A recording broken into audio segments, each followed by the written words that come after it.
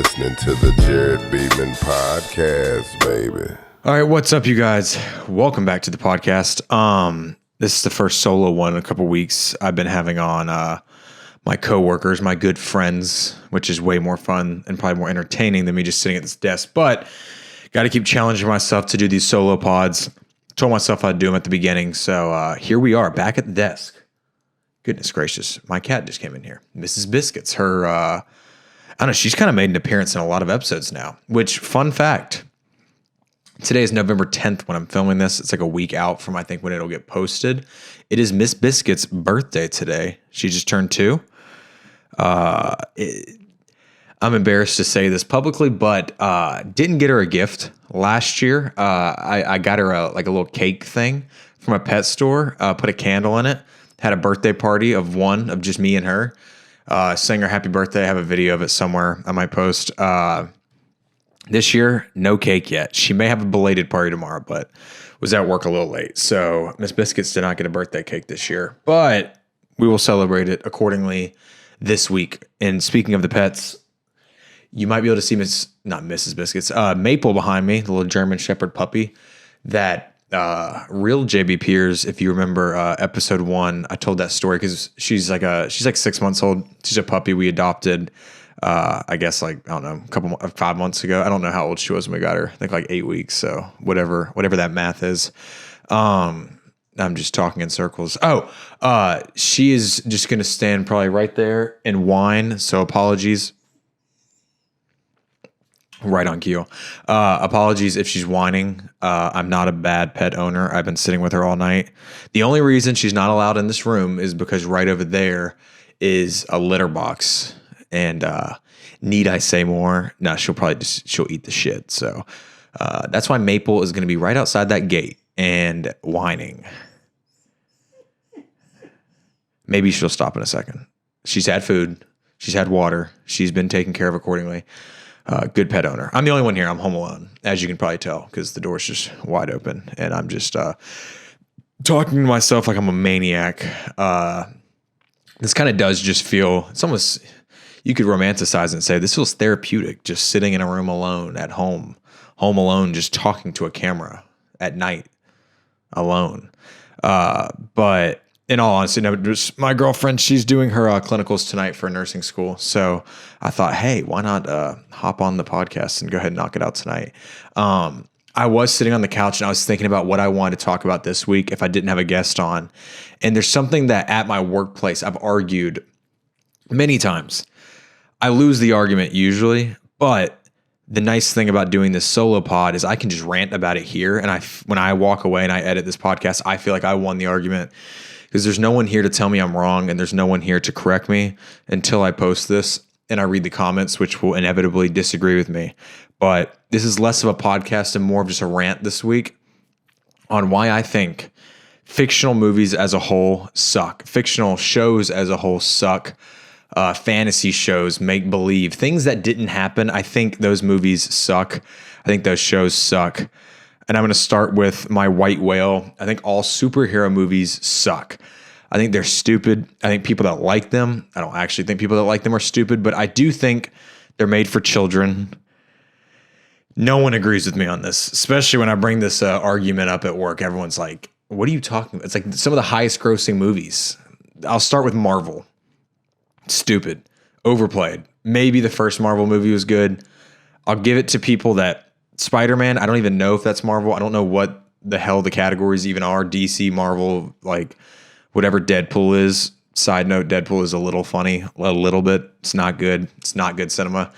Marvel is just stupid. It's literally just, the plot is that, these strong guys that have powers for no reason, just make believe powers. They kill the villain that is bad for no reason. I'm sure there's a plot like they were bad because someone mistreated them. They had a bad childhood, blah, blah. It's boring. It sucks. Superhero movies are the worst. That's my take.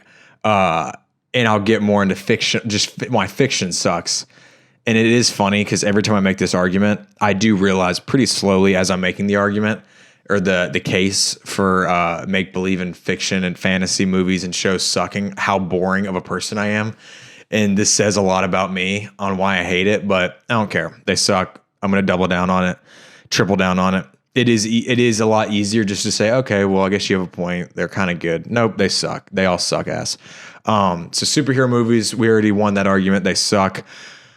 This is one that I think literally no one agrees with me on. Star Wars, stupid. Some people were like, oh, the old Star Wars, those were good back in the day. Nope, they look like shit. They suck. The story sucks. Dudes living in space fighting other dudes in space over a planet that, nope, sucks.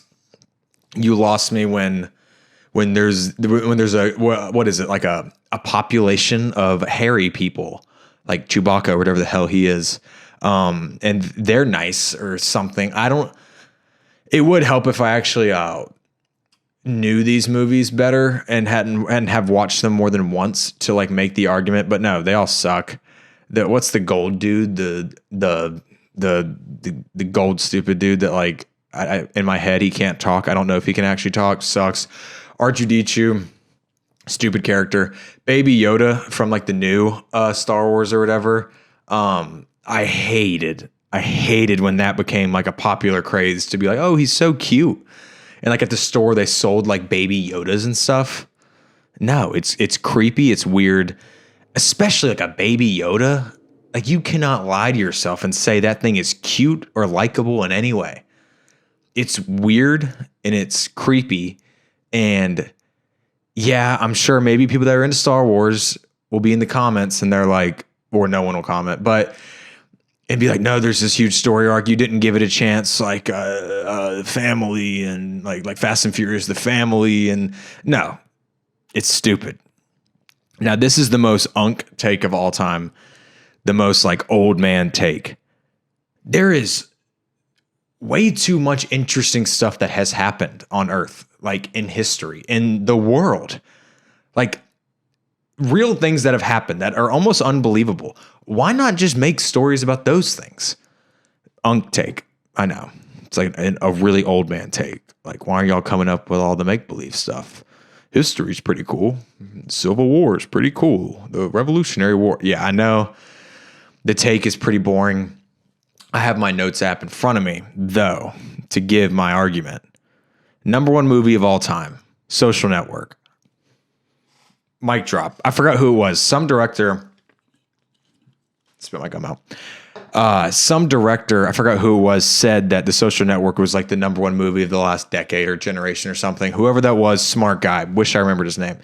The Social Network, if we're talking about the music in it, 10 out of 10, best songs that have ever been in a movie. I like have the soundtrack. The soundtrack of The Social Network. I have like most of it downloaded on Apple Music. Such a boring L take, I'm sure, to most dumb people that think that the Hulk is an entertaining character. They also probably think that The Social Network is a boring movie. Wrong. Great actors. Has like every actor in it is amazing. It is the best movie of all time, and the story is so interesting. Side note, I did see that they're coming up with a new one, and unfortunately, Jesse Eisenberg, he would not be playing Mark Zuckerberg. That we're going to put that in the Star Wars category of L's. That's going to suck. There's nothing more interesting. Mark Zuckerberg, love the dude, got to shake his hand at UFC. I don't think there's that much more in his life that is interesting, worth making a movie about. The only reason The Social Network is cool and entertaining is because it's about like how he came up with something that never existed before, social media, and how he was in all the lawsuits and the way they depicted it. 10 out of 10, like the best movie ever. Like, I don't know. I can't imagine what the new Social Network is going to be about. It's going to be like Mark Zuckerberg, like the meme, like grilling in his backyard. It's going to be making the Meta glasses, which I'm a proud owner of, but like that's got to be boring. It's going to be Facebook acquiring Instagram and creating Meta. Like that's boring. Like the Social Network is just going to be Mark Zuckerberg's turn from like a nerdy robot to like a macho, like right wing, like warrior. Low key. I hate that I just said low key. As I'm saying that out loud, that might be kind of sick. we're taking it out of the Star Wars category. Social Network 2 might be okay if it captures the arc that Mark Zuckerberg has. Actually, if you go back on this channel, I think I made a video about this. Mark Zuckerberg's weird transition when like his entire life he was like a glossed over nerd that like when he was in front of Congress or whatever, like couldn't say a word. Like he had a hard time communicating as a human. And then randomly when Trump like was like winning the election, he was just like, you know what? I'm actually going to like Trump now and try to be like a cool macho UFC dude. And like talks normal now, like isn't awkward anymore, like goes on Theo Vaughn and Joe Rogan and wears like baggy t-shirts and chains, got like a perm or something. His hair looks all cool. That would be kind of sick if they can capture that. But it needs to be Jesse Eisenberg. And I don't even know if I'm saying his name right, but got to be him. I'm pretty sure Jesse Eisenberg like is trying to distance himself from the Social Network as a whole. I'm pretty sure he was like, I don't want to be seen as like Mark Zuckerberg. Like I don't want to only be that character. Like I've done so much more. He has a point. He's done a lot, but you're Mark Zuckerberg, buddy. Just shut up and put the fries in the bag, Jesse Eisenberg. My whole argument is falling apart. I'm shitting on the main actor in my number one movie of all time. We have more notes in front of me, guys. I came prepared. Underrated show that is based on a true story. If you have not seen it, you need to go see it. The Shrink Next Door on Apple TV. 10 out of 10 show. No one talks about it. It's one of the best shows ever. Again, the music's amazing. The acting's amazing. The story's amazing. Will Ferrell and the handsome fella, Paul Rudd, I think. Might have that wrong, but I'm not going to do any research. I'm not going to check myself. Where it's like Will Ferrell's like an old, I think he might be autistic. Could be wrong on that. Like old rich guy. They got a family business passed down to him. Needs a therapist because he's like going through shit. Kind of forgot what he was going through. But then the therapist, spoiler alert, pause the podcast here if you don't want it spoiled. The therapist like takes advantage of him, ruins his entire life, takes advantage like of his money, basically becomes the CEO of his company, takes over Will Ferrell's house. Like he just moves into his house with his wife, like redecorates the whole house to pictures of him and his wife, and like convinces him through being his therapist that this is all okay and good for Will Ferrell. And then the story has a good ending. Again, spoiler alert, spoiler alert. Will Ferrell basically has like an awakening through, well, the therapist like pushes all the people out of his life, and like his sister, he convinces him that his sister is evil. So he pushes his sister out of his life for like 15 years. And then somehow they all get reunited. It's pretty embarrassing that I don't remember how they get reunited when this is like one of my number one shows of all time. Sorry, someone was calling me and it threw me off. But 10 out of 10 show. Let's go down my list. All right, that's an underrated show. Here's another one. Why watch things like Star Wars? Why watch things like the Marvel movies when Netflix, like, it weirdly seems like every like week they have a new banger documentary that is like the most interesting documentary on earth about something that literally happened like within the last like 5 to 10 years. Sometimes they dive into the 80s for like murders and stuff, but it's like, I don't know, since when did Netflix start putting out like every week? It feels like a couple weeks ago, I think it was a documentary that won like Sundance or some film festival or something, The Neighbor Next Door or something like that, where it's all police body camera footage pretty much, and like and security camera footage like inside the police department of depositions. Like it's basically about a murder. I won't spoil it because it's pretty new. Like banger. And it feels like every week they have one. I will concede my point a little bit on this because if you're a Netflix user and you know what I'm talking about, they are putting out so many documentaries that a couple of them are misses. A couple of them just are like complete dog shit. Example being, I have written in my notes app, The Poop Cruise. Did anyone watch The Poop Cruise? I truly do feel like I'm in a padded room in an insane asylum just ranting to no one. But did anyone watch the Poop Cruise documentary on Netflix? It borderline was like the most boring nothing story. I mean, the story is kind of funny. A cruise ship in which all the power goes out because like the engine's caught on fire and all the toilets like backed up. So everyone's just like shitting in these like little bags. But if you watched it, it's just so funny because like the people that they picked to interview to do testimonials, all love to the people. The most boring nothing burger people. It's like a bachelorette party of these girls that were just like, we were hammered the whole time. We were drinking, so we didn't even notice that there was shit in the hallways. They interviewed if you've seen it, you'll understand why I'm laughing. They interviewed a girl and her dad. And I guess when this cruise happened, she was a little girl, like she was a kid, and the dad took her on a cruise, like as a big father-daughter trip. And I don't know why, I don't know how they get to this in the documentary, but the dad is like crying, like talking about how much he let down his daughter and how scared he was for her. It's like,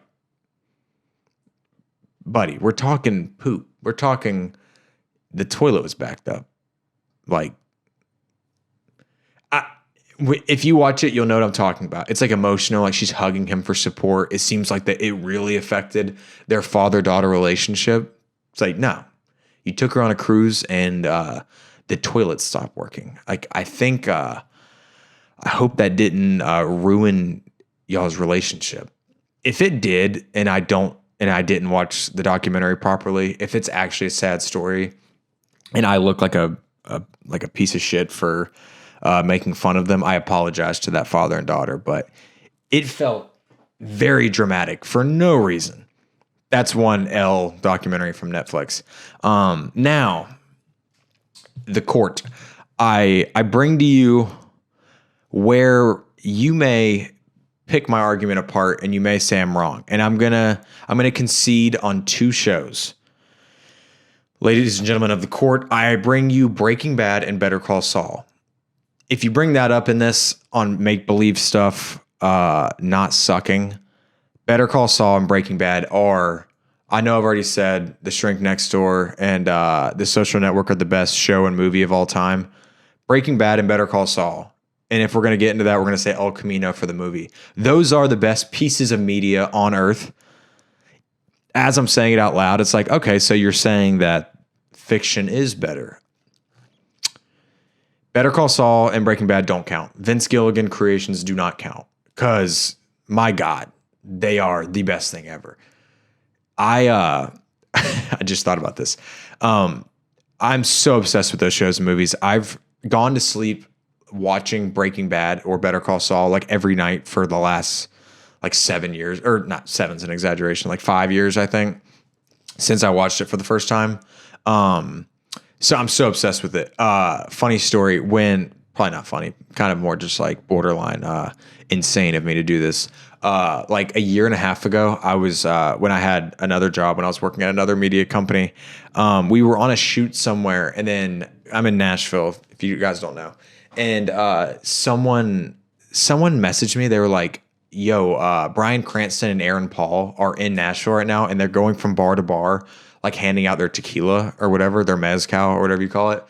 And I literally just like, I don't know what I told my boss, but I was like, I have to leave. I left work, Uber to whatever bar they were at. Go inside. The guys are like, or the security's like, yeah, they're upstairs. You got to go upstairs. It's like a 2-drink minimum. You got to buy their tequila. Go up there. I hate tequila. I buy like 2 margaritas or whatever the hell they're making as their like signature drink. Just sipping it, sitting up there waiting like 30 minutes. Then I finally asked someone else at the bar, I'm like, are they going to be here? And they're like, oh, they left like an hour ago.